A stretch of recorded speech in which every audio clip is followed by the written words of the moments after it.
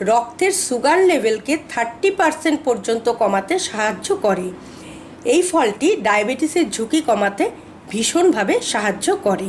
এই জাম কিন্তু আমাদের শরীরের রোগ প্রতিরোধ ক্ষমতাকে বাড়িয়ে দেয়, কারণ জামের মধ্যে প্রচুর পরিমাণে পুষ্টি উপাদান রয়েছে, যেমন ক্যালসিয়াম, আয়রন, পটাশিয়াম এবং ভিটামিন সি।